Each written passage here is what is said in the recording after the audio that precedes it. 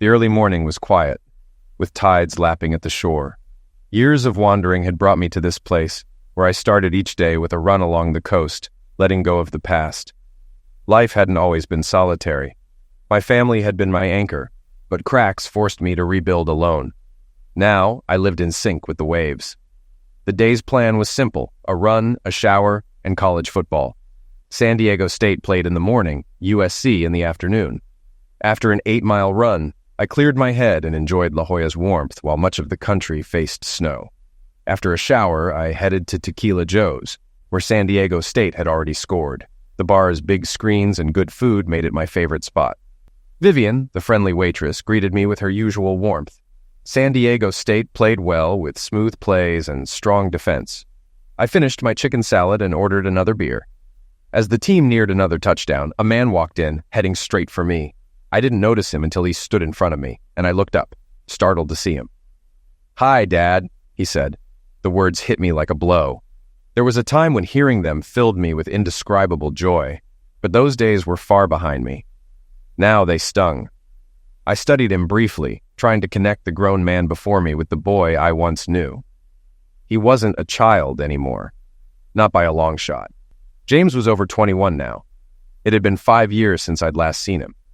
Back then, he was an awkward, lanky 16-year-old just beginning to shave. Now he stood taller, broader, and with a muscular frame. He had grown into a man during my absence. "Hello, James," I replied, keeping my tone composed. "Why?" he demanded, his voice trembling with anger. I had played out this moment in my mind countless times, rehearsing what to say if we ever met again. But now, faced with James, I was blank. His anger was unmistakable. Clenched fists, white-knuckled fury in his eyes. I stayed seated knowing standing might provoke him. I felt a deep, bitter regret for the pain I'd caused him and his brothers over the past 5 years. The only words I could muster were the truth. "I'm not your dad." His voice rose, bewildered. "What?" "I assume you're asking why I left you, your brothers, and your mom. The reason is simple. I'm not your father." The tension in his fists eased, but his face showed shock and confusion. The revelation was shattering his understanding of the past, much like it had destroyed mine years ago. I guided him into a chair, and as his world began to unravel, I called for 2 beers. This wasn't how I had imagined sharing a drink with the boy I once thought was my son. "How?" he finally asked, his voice barely audible. I looked him in the eye. "It started in high school. Your mother, Sandy, and I met in science class. She was the new girl, and we quickly became inseparable. She was beautiful, smart, and kind. Over the years, we fell deeply in love. By the time we graduated, I was heading to MIT, and she enrolled at Boston College so we could stay together. We moved to Boston, struggled through school, and built a life. We were young and wildly in love." I paused to let him absorb the history before continuing. "After graduation, we moved back to Denver, got married, and started our life together. I landed a job in aeronautical engineering, and she worked in medical billing. Our first years were busy but happy. Then Sandy got pregnant. When you were born, I was overjoyed. You were perfect, and I poured myself into providing for our family." James was silent, absorbing every word. "With a new baby, things were hectic, but we managed. Sandy got pregnant again, and we moved to a larger house in the suburbs before your brother Caleb arrived. Life was chaotic with 2 young kids, but I thought we were happy. I had no idea something was wrong until 5 years ago." I stopped, feeling the weight of what I was about to say. That's when I learned the truth. Sandy had been unfaithful more than once. A paternity test confirmed what I didn't want to believe. Neither you nor your brother was mine. James stared at me, his world crumbling further. "Why didn't you tell us?" "I didn't know how," I admitted. "You were kids, and I couldn't bring myself to destroy the only sense of family you knew. So I left, thinking it was better for all of us. But I see now that leaving caused even more pain." Vivian brought the beers, and we sat in heavy silence. The truth was out, but it felt like cold comfort. After Caleb was born, Sandy and I decided she wouldn't return to work. She kept in touch with her friends and occasionally went out, but within a year she was pregnant again. Eric arrived, and a year later, Daniel followed. By the time Daniel was born, you were 4. 4 boys felt like enough, and Sandy had her tubes tied. With 4 kids, intimacy between us became strained, but I didn't mind. I thought we were happy. Our small home quickly became cramped, so we moved to a house in Aurora with a spacious yard for you boys to play in. As time went on, I noticed subtle things about Sandy. She always referred to you as her boys, never ours, which stung more than I cared to admit. At social events, she'd dismiss my work, telling people I drew planes for a living. I didn't correct her, partly to avoid embarrassing her, but also because my work was classified. Still, it hurt. My career was demanding. I led a design team developing a stealth fighter, and with tensions brewing in the Middle East, the Air Force pressed hard for results. Despite my workload, I prioritized family. I never missed a Little League game, even coaching some of your teams. Balancing work and fatherhood with 4 kids wasn't easy, but I made it work. When Daniel started school, Sandy had more free time and threw herself into volunteering. She worked with organizations like the Breast Cancer Society and the Library Foundation, creating a new social circle and filling her days. Life seemed good. My stealth fighter debuted during the Gulf War, earning global acclaim. You boys were thriving in sports and activities, and Sandy appeared fulfilled. But under the surface, cracks were forming. Looking back, I see how Sandy occasionally tried to create distance between me and you boys. She signed you all up for different activities, baseball, football, volleyball, and music, ensuring I was spread thin. Daniel's musical talent stood out, though. It amazed me, as neither Sandy nor I were musical. I joked once that maybe the postman was a musician, and Sandy just smiled. Then everything unraveled. I turned 40 and the Air Force required a physical.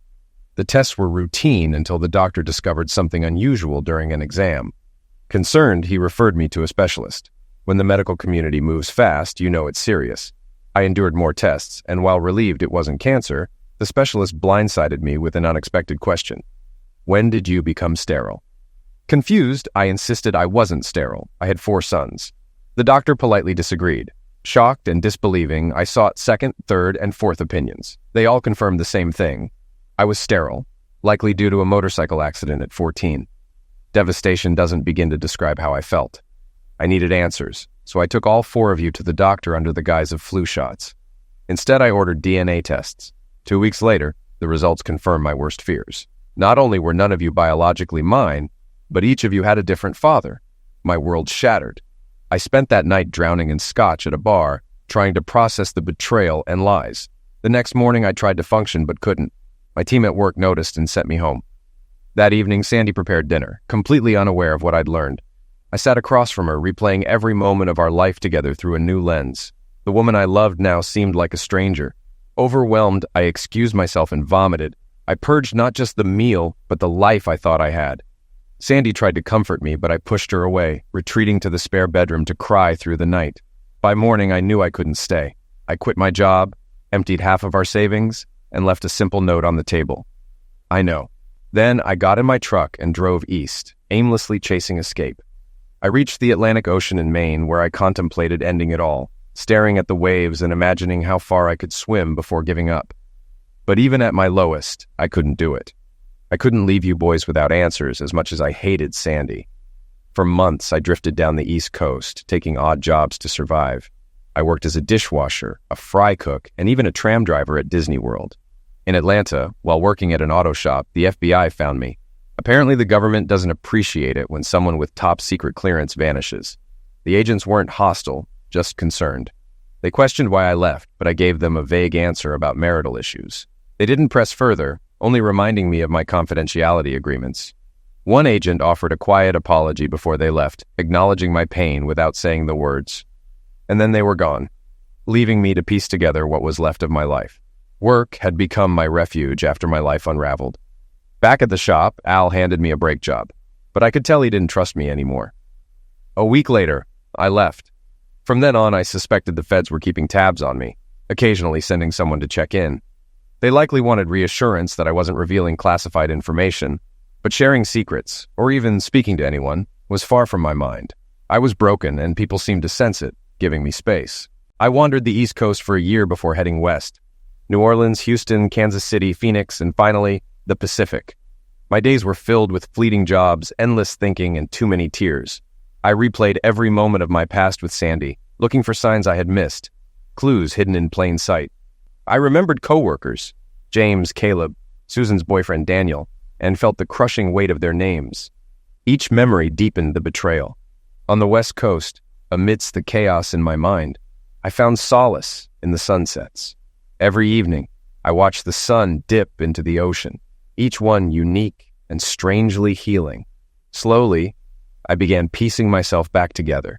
Answers never came, but I started to accept that they might not. In Seattle, while working as a waiter in a family restaurant, life took an unexpected turn. One afternoon, 2 men came in, looking every bit the engineers with their pocket protectors and blueprints. I noticed their jet design, a small executive aircraft, and casually pointed out a flaw in the air intake. They were startled by my observation, and I sketched a quick adjustment on a napkin, calculating how it could improve performance. Speechless, they left with my unsolicited advice but returned the next day with a man named Brad Linsky. He confirmed my suggestions were accurate and asked to talk. Reluctantly, I agreed. Brad and his partners were developing a new jet, and my insights had impressed them. After days of hesitation, I decided to hear them out. Soon I found myself flying to San Diego in their jet, reviewing designs and offering more improvements. Brad was persistent, and before I knew it, I was signing on as a partner in their project. For the first time in years, I felt purpose return. My ideas shaped the aircraft, some even earning patents, and our work gained attention from major players like Airbus and Boeing. Licensing deals brought in royalties, and my life, once shattered, began to rebuild. I bought a house on the beach where I could watch the sunsets that had become my therapy. Work consumed me, helping me escape the loneliness that lingered. For 5 years, I kept everyone at arm's length. Then James walked into my life, bringing the past I had buried crashing back.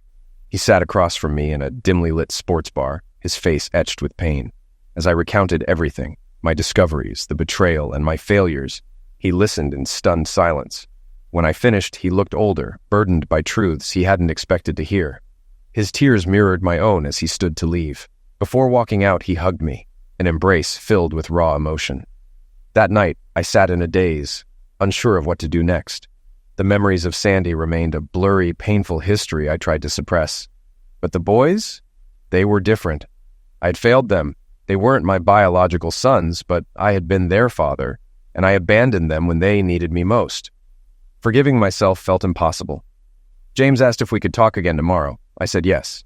As he left, I felt a glimmer of hope, though uncertainty loomed. After he was gone, Vivian, the bartender, approached with 2 beers. She admitted she'd overheard everything and hugged me tightly, her tears joining mine. "I'm sorry," she whispered. And for a moment, I didn't feel entirely alone. My entire world fractured in an instant. "You're not my son," reverberated endlessly in my head, overshadowing every word that followed. I heard the rest of his story, but those 4 words defined everything. My identity, my origins, everything I believed about my life was obliterated. Tears burned my face as I stumbled out of the restaurant, numb and desperate for the solitude of my hotel room. At a small hotel in Pacific Beach, I tried to piece together the day's events. It was impossible. I wanted the life I'd known, but I understood it was gone. For 5 years, I had been the de facto father figure for my brothers, a role I couldn't abandon. Yet as I lay there, memories attacked me. Every Little League game, every family dinner. Every night he held my head when I was sick. This man, whose blood I didn't share, had been my father in every way that mattered. Sorrow consumed me until sleep mercifully overtook the pain. Morning came cold and unforgiving. The brisk Pacific air offered no clarity. I dressed quickly and headed to his house, walking the few miles that felt endless. When I arrived, he opened the door before the bell finished ringing. He invited me in, but I declined. "I heard everything you said," I began, "but I have questions, and I need answers. I'm heading home today, and I have to figure out what to do next." His eyes held the weight of regret. "What will you tell your brothers? Your mother?" he asked. "I don't know," I admitted truthfully. I wasn't ready to face those conversations. There was a heavy silence between us. I broke it. "Whoever my biological father is, he's irrelevant. You raised me. You're my dad. You always have been." My voice cracked and tears followed. He pulled me into an embrace, his strength anchoring me as we both wept. "I want to be back in your lives," he said softly. "But I can't face your mother. That pain is too deep. Every memory feels tainted. I don't know how to start." We moved to the kitchen, where he poured 2 cups of coffee. We sat in silence, staring at the waves beyond the patio. "You're right," I said finally. "Mom hurt you. She hurt all of us. But she's still my mom, and you're still my dad. My brothers and I need you in our lives, no matter how complicated this is. We'll figure it out." I saw something shift in him then. The burden he'd carried visibly lifted, and he seemed to stand taller. His hug was crushing, his emotions raw. "Thank you," he whispered. "I'll do whatever it takes to make this right." I left with hope, but also uncertainty. The road ahead would be anything but simple. The drive west had been long and full of reflection, but heading home was different. Memories flooded back, especially the day everything changed. I was 16, arriving home early from school. My routine was simple: drop my bag by the stairs, raid the fridge, and drink milk straight from the carton when no one was watching. That day, though, I saw a note on the kitchen table. In Dad's handwriting, it read, "I know." I didn't understand what it meant, so I left it there. Figuring I'd find out when Mom and Dad got home, I went to watch a rerun of The Simpsons before starting homework. But the peace didn't last. A piercing cry echoed through the house. I rushed downstairs to find Mom crumpled on the floor, clutching the note to her chest. Her sobs were primal, guttural. I tried to help her, but she was inconsolable. I managed to guide her to the bedroom where she curled around Dad's pillow, trembling. "Where's Dad?" I asked, desperate for answers. "He had to leave," she whispered through tears. "He had to go." I didn't know what to do. Caleb and Daniel were playing in the yard, oblivious to the chaos. Eric wouldn't be home until dinner. Mom asked me to make mac and cheese for my brothers, so I did. Around the table, the conversation was light. Video games, school fights, basketball schedules. No one mentioned Mom's absence or Dad's sudden departure. Later that evening, I tried calling Dad. He didn't answer. My heart sank as I left a voicemail, begging him to call back. He never did. The next morning, Mom looked hollow. She told me to get ready for school and promised we'd talk that evening. I didn't press her, but unease settled deep in my chest. That night, when she finally explained that Dad had left and wasn't coming back, our lives shifted forever. Now, driving home from San Diego, I couldn't shake the weight of those memories. Dad had been everything to us, even when he left. Now I had to figure out how to rebuild the bridge between him and my brothers. The road ahead seemed endless, but for the first time, I felt like there was a chance to mend what had been broken. All day, I dreaded the inevitable conversation waiting at home. I couldn't focus in class or recall a single thing any teacher said. By the time the final bell rang, I bolted straight home, hoping to find answers, but fearing the worst. When I arrived, Aunt Lauren was there. Though not a blood relative, she was a close friend of Mom's, and her presence was a bad sign. She was tidying up, washing dishes, and moving through the house as if she belonged there. Without a word, I headed upstairs, passing Mom's closed bedroom door, and collapsed on my bed. Tears came unbidden, a slow trickle down my cheeks. I could hear my brothers arrive, their laughter mingling with the familiar hum of the Xbox. How could they not sense the dread hanging over us? Dinner came too soon. Aunt Lauren called us to the table where she had set out a meal. Mom appeared moments later. She looked fragile, as if she had barely held herself together long enough to make it downstairs. Her silence was deafening. She sat in her usual seat, but there was no plate set for Dad. As we ate, the usual sibling banter, teasing, joking, and petty arguments was absent. An unspoken understanding settled over us. Nothing would ever be the same. I kept glancing at Mom, who barely touched her food, dabbing at her eyes with a napkin. Halfway through the meal, she spoke. She began with a strained confession. She admitted to a mistake so painful that Dad had left, his anger too great for reconciliation. Her words were heavy with guilt, and her message was clear. We were not to blame, nor was Dad. The fault, she insisted, was hers alone. As her words sank in, the table fell silent. I heard quiet sobs from my brothers, but I couldn't bring myself to look at them. Mom abruptly excused herself, retreating upstairs, and the rest of us sat in stunned silence. Plates remained half full as my brothers scattered to grieve in their own ways. Aunt Lauren stayed behind, clearing the table and washing dishes. Out of habit, I joined her, drying plates as she washed. In a quiet, steady voice, she turned to me and said I would have to take on more responsibility as the eldest. She emphasized how much my brothers and Mom would need me. Nodding silently, I agreed, though I couldn't help but wonder who would be there for me. That dinner marked the beginning of our family's slow unraveling. Mom, who once volunteered at the Cancer Society, announced the following week that she had taken a paying job. It wasn't much, she said, and we'd have to tighten our belts. Money became an ongoing concern. In less than 6 months, our lives changed drastically. There were no more video games, no more dinners at restaurants, no more small indulgences like chips or soda. I quit after-school sports and got a part-time job at Denny's, bussing tables and refilling drinks. The The modest paycheck I earned was split among my brothers, softening the blow for them but stretching me thin. Each of us dealt with Dad's absence in our own way. Caleb poured himself into academics, determined to make Dad proud if he ever came back. Eric channeled his energy into sports, becoming an all-star athlete but sacrificing any semblance of a social life. Daniel, however, drifted. At first, he found solace in his guitar, but by 13, he began falling in with the wrong crowd. By 14, I was certain he was smoking pot, coming home with bloodshot eyes and a defiant attitude. I tried to intervene, but he met me with anger, yelling that I wasn't his father. It stung, but I didn't have the tools to help him. My own guilt weighed heavily, consuming my thoughts. I worked long hours, but it was never enough.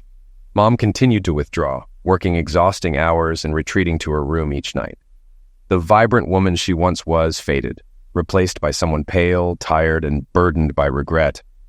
Aunt Lauren visited occasionally, but the warmth and laughter of our home were gone. Blame crept into our family dynamic. Caleb and Eric eventually turned their anger toward Dad, resenting his inability to forgive Mom. Daniel, on the other hand, directed his anger at her, their relationship deteriorating into constant conflict. I found myself stuck in the middle, trying to keep the peace while struggling with my own resentment toward both of them. By the time I turned 19, I decided to search for Dad. Mom claimed she hadn't found him, but I suspected she had tried. My efforts were sporadic, combing through online records and articles that mentioned his name. Then, one day, I found a clue. A race listing for the San Diego Half Marathon matched his name and age, with La Jolla listed as his residence. A background photo of the race crowd revealed someone who looked like him. With that lead, I decided to track him down. My family was at a crossroads, and I held the key to unraveling or healing the wounds that had defined us for years. As I made my way back from San Diego, the weight of what I'd discovered pressed heavily on me. The truth could shift my brother's resentment toward Mom, who was barely holding on.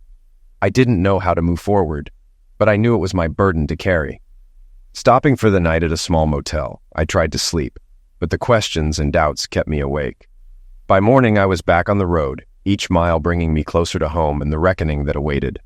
The restaurant where I worked was a revolving door of young staff, but somehow I managed to stick around the longest. 8 months earlier, a new waitress named Vanessa Brown was hired. She was stunning with an infectious energy that drew everyone in. Despite her popularity, she gravitated toward me, and we quickly struck up a friendship.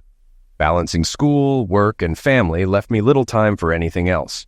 But one night after a shift, I impulsively asked her to grab coffee. To my surprise, she agreed. That night at Starbucks turned into hours of conversation, the first of many coffee dates. Within weeks, we were spending most of our free time together. Eventually, I asked her on a proper date, and from there, our relationship blossomed. Months later, Vanessa invited me to her place while her roommate was out. That night, I lost my pureness to her and assumed she'd done the same. Our connection deepened, or so I thought. By the time we hit our 5-month anniversary, I gave her a promise ring, which she accepted with enthusiasm, declaring her love for me. For a while, I believed I was truly happy. But happiness is fragile. 8 months into our relationship, I picked up an extra shift at the restaurant, only for it to end early when the original waitress returned. Excited to surprise Vanessa, I headed to her apartment. Passing her window, I froze at the sight of her kissing Simon Joyner, our morning manager. My heart sank. When Vanessa opened the door, her shock was evident. She stammered, trying to explain, but I didn't want to hear it. Calmly, I asked for my ring back, removing it from her hand myself. I told her to forget I ever existed and walked away, shattered. That night, I packed a bag and left for San Diego, chasing the leads I had on my father, hoping the distance would help me process the betrayal. Returning home from San Diego days later, I kept my trip vague during dinner with my family, casually mentioning visits to tourist attractions and potential schools for my younger brothers. When Mom asked about Vanessa, I told her the truth. Her reaction was immediate. She fled the table in tears. My brothers teased me, but I was lost in thought, unable to shake the parallels between Vanessa's betrayal and Mom's infidelity. Both had destroyed the trust they were given, though Mom's actions had torn apart an entire family. Determined to help my brothers escape the weight of our home life, I suggested Caleb and Eric consider San Diego State University. Caleb could transfer as a junior, and Eric could start as a freshman. Initially, they resisted, hesitant to leave Mom and Daniel behind. Eric warmed up to the idea quickly, but Caleb was reluctant, questioning my insistence on San Diego. Frustrated, I finally revealed the truth. Dad was there. The news stunned them. A flurry of questions followed: where he was, why he left, and whether they could see him. I explained how I had found him after Vanessa and I broke up and that I'd been in contact with him ever since. Dad was supportive of their move to San Diego, but didn't want Mom to know. The plan gained momentum, and we framed it as a school visit during winter break. Mom was supportive, but clearly uneasy about the idea. On the day they left, she hugged them tightly, unaware they were staying at Dad's house. Daniel and I watched them drive off, unsure what the trip would bring. Over the next few days, Caleb and Eric called regularly, sounding happier than I'd heard them in years. They raved about San Diego's beauty, the university, and the person helping them with their applications. Dad. When they returned home, their excitement was palpable. Both had applied to SDSU, confident scholarships and financial aid would make it possible. That night, as we gathered for pizza, they shared stories from their trip. While Mom smiled and listened, I could see the tension behind her eyes. She knew something had shifted but didn't ask. As my brothers talked about their plans, I couldn't help but wonder how this new chapter would affect our family, and whether it might finally bring some healing. Life seemed to unravel in slow motion after Mom left the table that evening, retreating to her room as she often did. Daniel disappeared as well, leaving Caleb, Eric, and me alone. That privacy allowed Caleb and Eric to open up about their time with Dad. They described how emotional their reunion had been, their decision to stay in San Diego after school ended, and their choice to let Dad's version of events lie, sparing Mom further pain. The months leading up to their departure were bittersweet. Caleb excelled academically, and Eric shone in sports, earning recognition for his achievements. Amid their preparations, no one seemed to notice Daniel's increasing withdrawal or Mom's worsening state.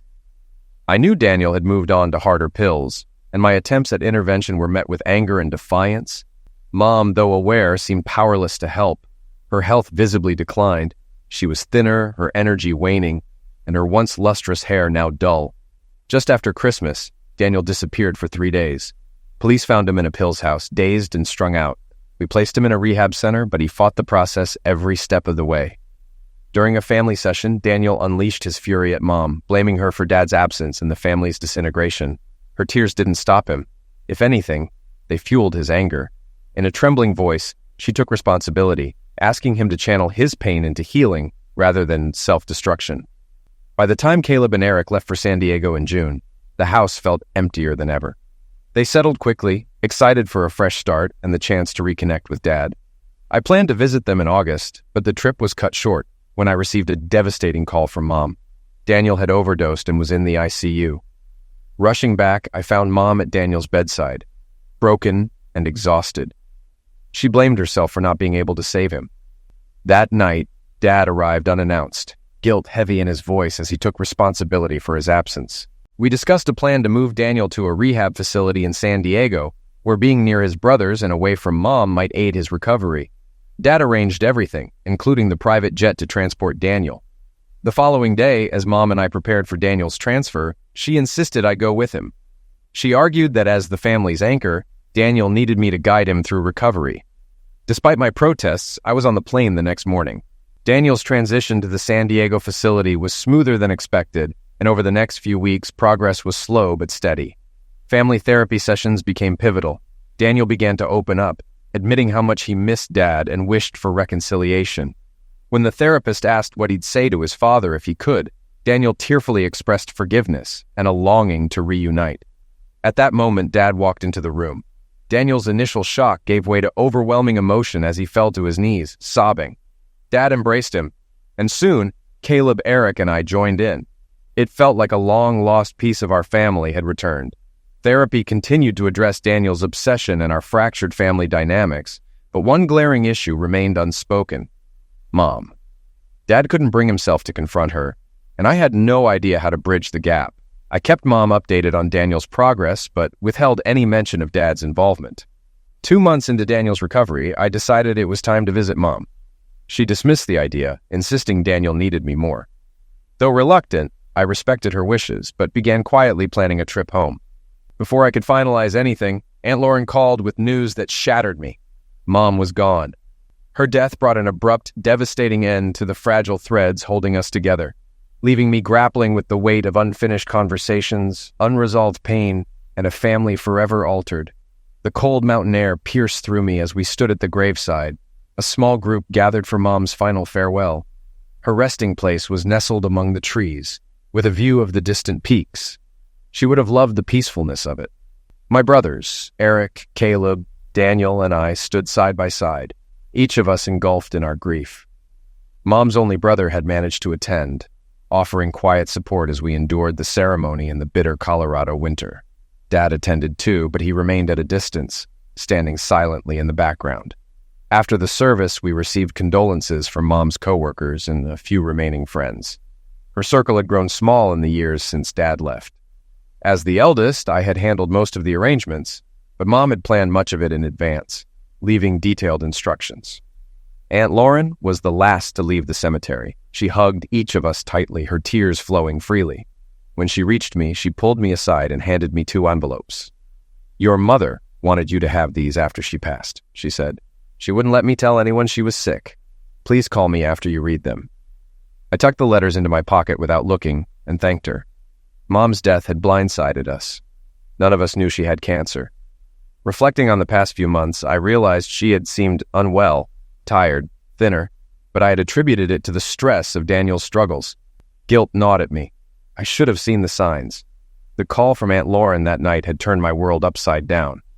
When I told Dad and my brothers the news, the room fell silent, then erupted with tears and denial. Daniel broke down first, saying it couldn't be true. Dad pulled him into a hug, and soon we were all clinging to one another, grieving the loss of the woman who had held our family together through so much. Dad immediately arranged for us to fly back to Colorado. By the early hours of the morning, we arrived at the house. Aunt Lauren greeted us, offering her condolences and helping us settle in. Dad opted to stay at a hotel, saying he couldn't face staying in the house. The days that followed were a whirlwind of phone calls, funeral preparations, and quiet moments of reflection. The service was small, just family and a few friends. Afterward, we returned to the house for a quiet meal prepared by Lauren. That evening, we sat in the living room, wrapped in our thoughts. Lauren gently guided the conversation, asking questions that encouraged us to share memories of Mom. Her skillful approach helped break the silence and began to ease some of our pain. Dad remained mostly silent, though I caught Lauren's pleading glances toward him. He stayed distant, his emotions carefully guarded. After everyone retired for the night, I went to my room. As I removed my coat, I found the 2 envelopes Lauren had given me. Both were addressed to me in Mom's handwriting, with one marked, "Open me first." I sat on my bed, hesitated, then unfolded the first letter. Mom's words hit me like a tidal wave. She admitted to hiding her illness and confessed to carrying secrets that had shaped and shattered our family. Her letter detailed her gratitude for the life we shared, but also her profound regret for the lies that had tainted it. She wrote about her childhood in Oklahoma, her close-knit family, and the moment everything changed, a traumatic event that cast a shadow over her life. She revealed that when she was 14, she fell while climbing a tree and was injured. Her Uncle Jack, who was responsible for watching the children that day, attacked her under the pretense of caring for her injuries. She described the fear, confusion, and helplessness she felt, and how that experience shaped her choices and relationships, including those with Dad and us. As I read, waves of anger, sorrow, and understanding washed over me. Mom's pain had been hidden behind her strength, her secrets woven into the fabric of our family's story. This letter was her final attempt to unburden herself and pass that truth to me, trusting me to carry it forward. I folded the letter and set it aside, unable to open the second one yet. Exhaustion and emotion overwhelmed me. I knew this was just the beginning of uncovering a story I hadn't been prepared to face, but I also realized it might be the key to understanding her, our family, and how to move forward in the aftermath of her loss. Afterward, Uncle Jack told me never to tell anyone, insisting it was my fault for climbing the tree and getting hurt. He said people would blame me. I cried myself to sleep every night for a week, my parents none the wiser. They assumed my tears were from the injuries, and the bruises from his hands blended in with the ones from the fall. They never suspected anything. For the next year, Uncle Jack continued to offense me. I avoided playing with my cousins, but my brothers often forced me to join them. My parents thought I was being difficult and left me under his care. The offense happened nearly every month, with the family remaining close to Uncle Jack and his children. It wasn't until a year later that my father caught him. Dad came home early from work and found Uncle Jack attacking me in my bedroom. The rage in my father's eyes was something I'd never seen before. He pulled Uncle Jack off me and unleashed a flurry of punches, leaving Jack bloodied and unconscious. I sat frozen, shocked and exposed. An ambulance took Jack to the hospital, and the police came to investigate. The incident tore our family apart. Despite the evidence, many relatives sided with Jack, urging my father to forgive him and drop the charges. My dad refused. He gave the family an ultimatum: either support us and ensure Jack went to jail, or never speak to him again. When they tried to negotiate, Dad stood firm. Jack went to jail, and we moved to Colorado, severing all ties with Dad's family. Although my father's actions protected me, they didn't erase the damage. I carried the weight of guilt, not only for what Jack had done, but for tearing apart Dad's family. I felt broken, unworthy, and convinced no boy could ever truly want me. When I met your father in school, I was terrified of boys. Therapy helped me manage the trauma, but the fear lingered. He was different, patient, kind, and never pushed me into anything I wasn't ready for. We became close, supporting each other through our weaknesses. Over time, I fell in love with him. He asked me to homecoming, and I decided to give myself to him that night. The week leading up to it was a battle with doubt. I hadn't been touched by anyone since Uncle Jack, and the thought terrified me. But I wanted to move forward, to be loved. That night, he was gentle and didn't do anything I didn't want. I felt safe, and for the first time, I believed I could have a future with him. From then on, I knew he was the man I would marry. When he was accepted to MIT, I was devastated. The thought of him leaving paralyzed me with fear. Both families worked to get me into Boston College so we could stay together. But in Boston, my insecurities began to resurface. He spent long hours studying, leaving me alone. I dreaded being by myself and surrounded myself with friends who helped me escape the loneliness. The group liked to party and drink, and I joined in, desperate to feel connected. Sometimes, when the night ended and everyone started to leave, I flirted with some of the guys to keep them around. It never went further than that, but I kept it from your father. Looking back, those moments planted the seeds of the mistakes that would later haunt me. After we graduated and moved back to Colorado, life felt stable again. Our wedding was a dream, and I was deeply in love. Your father got his dream job, and I worked in insurance. My job was simple and didn't require a degree, but I didn't care.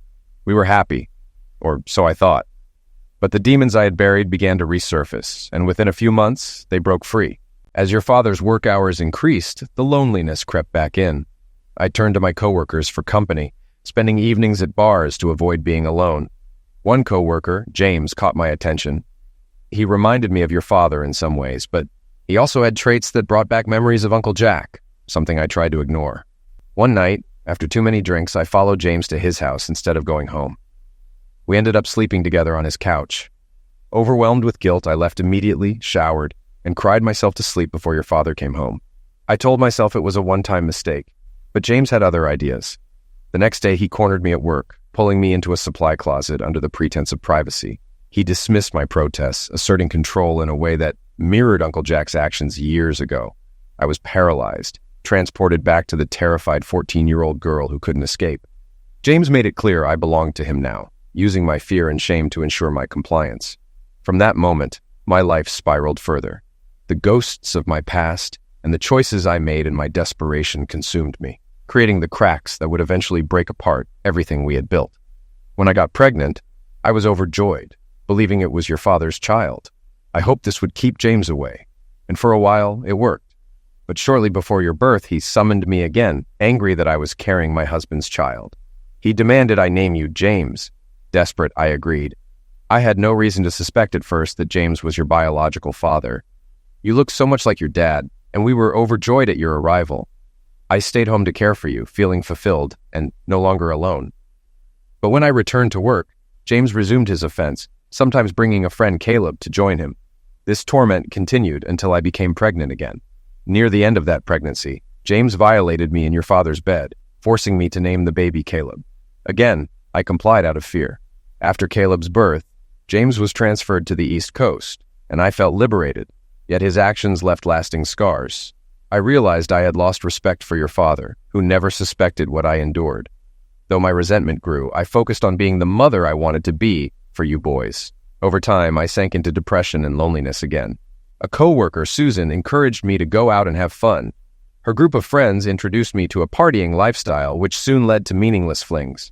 Months later, I discovered I was pregnant again. When Eric was born, I believed he was your father's child. as you all shared similar features.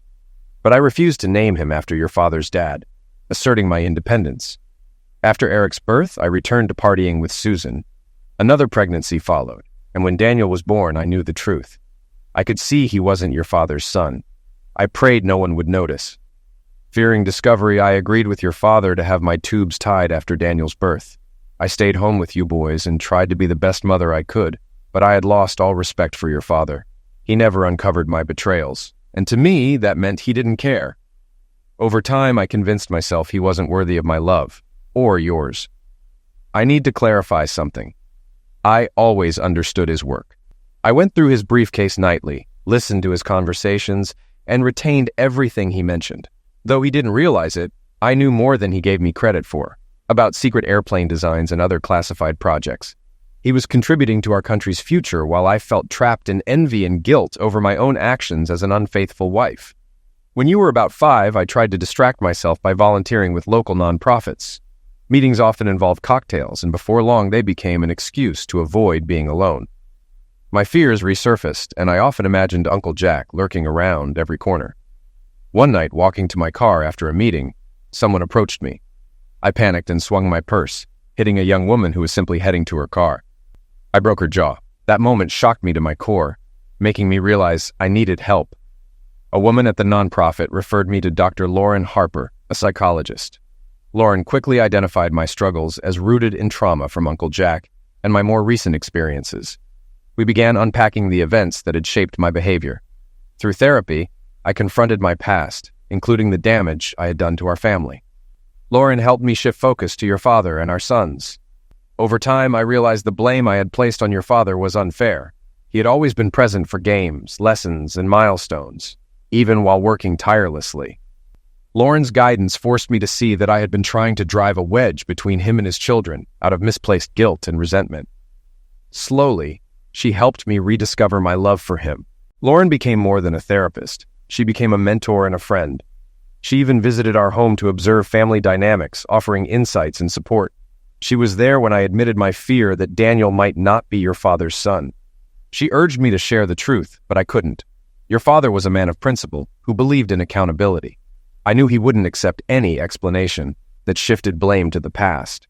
Eventually, he must have discovered the truth. He left a note that simply read, "I know, James." Those days after he left were some of the hardest of my life. You were so strong, and I've never been prouder of you. On the 3rd day, I called Lauren, and she pulled me out of bed, reminding me that my sons needed me. Her support helped me rejoin the living. We began anew, a single mother raising 4 sons. Together, we weathered every challenge. While much of the credit belongs to you and your brothers, your father's influence was still present. His wisdom and guidance, passed down to you, shaped your decisions and character. I tried to find him. Friends, family, and coworkers had no answers. It was as if he had vanished. Months after he left, the FBI contacted me. They questioned me intensely, and I explained that he had left because he discovered my infidelity. I assured them your father was a trustworthy, honorable man. Later, I learned they had located him in Atlanta. They wouldn't share details. Over the years, I've asked about him a few times, but the FBI remains tight-lipped. After 2 years, I decided to hire a private investigator. Though we couldn't afford much, he conducted a thorough search but turned up nothing. Life carried on. You did everything you could to support us while your brother stayed in school. I know the sacrifices you made, giving up college and working to help the family. For that, I'll always be grateful. About a month after you left for your road trip to San Diego, I uncovered a new truth. I understood why you needed that trip. Vanessa Brown wasn't the right person for you. I could see through her and hoped you wouldn't be too heartbroken when you realized it too. When you returned, you were a different person, more confident and aware, and even more helpful to your brothers and me. Before you left, I had been feeling unwell. Food lost its taste, I had persistent cramping, and my weight dropped. While you were gone, I finally went to see a doctor. After some tests, I was diagnosed with cancer. It had started in my ovaries and had already spread by the time we caught it. The outlook was grim. Though treatment could delay the inevitable, it wouldn't stop it. That's when I made another discovery. While searching your father's desk for insurance documents, I came across DNA test results. Like your father, I came face to face with the extent of my betrayal. The weight of it was unbearable. Suddenly, I understood why he had never come back. If the roles were reversed, I would have done the same. This revelation sealed my fate. I contemplated ending things early, but Lauren convinced me I needed to make plans for the future. I focused on ensuring you and your brothers would be stable after I was gone. I encouraged Eric and Caleb to attend San Diego State, then pushed Daniel to join them when he had his relapse, knowing you would end up there to support him. James, I did this for a reason. I didn't want you to witness my decline or for my death to become another dark chapter. I also didn't want to be remembered as a hero. I wanted you all to move on and live the lives your father had always hoped for you. When Eric and Caleb were accepted, I was thrilled. Daniel's challenges gave me the chance to send him to his brothers, knowing you'd step in to help him. I hated using you in that way, but I believed it was for the best. Now, as I lay here on my deathbed, I reflect on the good that came from my life. You, Caleb, Eric, and Daniel are my greatest blessings. Protect each other. Daniel still struggles, but maybe the truth will set him free. The end is near, and I have one last thing to tell you. A friend mentioned last year that she thought she saw your father in San Diego. James, you need to find him. The idea of you boys reconnecting with your father gives me peace. I know my time is short, but knowing he might be there to guide you after I'm gone makes it easier to let go. Please share my story with him. I know he may never forgive me, but he must forgive himself. He is Daniel's father in every way that matters, regardless of biology. He will care for Daniel, as he always has. If you need help, contact the FBI agent who once questioned me. He may have answers. As my pain grows and my days shorten, I know this is my burden to bear. I loved your father, but I destroyed him. Our family was built on lies, and when those lies came to light, it all crumbled. Only your father's strength and the love he gave you boys kept us afloat. Your father is not to blame for any of this. He is your father in every way that matters. Seek him out. He'll take responsibility, as he always has. Accept him for who he is and rebuild your family. James, the cancer is taking over. I've refused the morphine because I need to face this. I know you want to come home, but I can't allow it. This is how it must be. You must remain with your family. As I fade, I imagine you all with your father, and it gives me hope. If you find him, tell him I'm sorry. Tell him I loved him. All my love, Mom. P.S. There's a second letter for your father. If you ever find him, please give it to him. James folded the tear-soaked letter and returned it to the envelope, holding the second letter meant for his father. Overwhelmed by grief and the weight of what he'd learned, he cried himself to sleep. The next morning, James shared both letters with his brothers and their father. James called Lauren, who came over quickly. She shared her memories of working with their troubled mother and her journey toward healing. Then she turned her attention to the family, helping them begin a new chapter. She saw their love and resilience and knew they'd thrive together. With Eric and Caleb enrolled at San Diego State, Daniel living with them, and their father supporting them, the family made arrangements to sell their mother's house. After a week in Colorado, the father and 3 sons returned to San Diego by company jet, while James stayed behind to finalize the sale. He donated most of the furniture and shipped their personal belongings west. Before leaving, James took one last look at the home where they'd grown up, cherishing the good memories. Locking the door for the final time, he started the drive to rejoin his family in California. 5 years later, the family had flourished. Eric and Caleb graduated and found successful careers. James returned to school, working toward a master's degree. Under his father's guidance, Daniel overcame his struggles, excelled academically, and attended UC San Diego. His passion for music also grew, and his band performed regularly in San Diego's Gaslamp district. Their father began therapy with Lauren's recommendation, working through the past with someone named Vivian. There was hope for all of them.